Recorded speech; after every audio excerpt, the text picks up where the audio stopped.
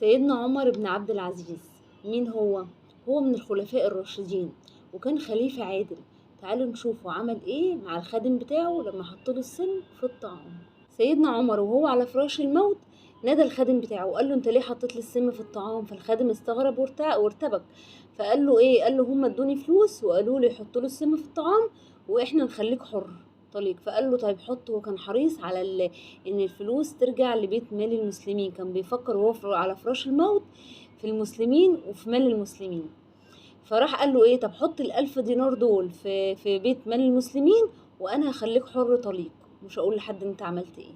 شوفوا قوة سيدنا عمر قد ايه، وشوفوا عدله في الدنيا كان قد ايه. واستطاع سيدنا عمر بن عبد العزيز في 2.5 سنين يمحو الفقر وينشر العدل، ولدرجة ان كان بينادي منادي في شوارع المدينة: من اراد الزواج، من اراد سداد الدين، من اراد الحج، فكله من بيت مال المسلمين. وكان في عهد سيدنا عمر كان الذئب بيرعى مع الغنم، ده علشان سيدنا عمر كان بيصلح ما بينه وبين الله، فأصلح الله ما بينه وبين الناس وكان عادلا.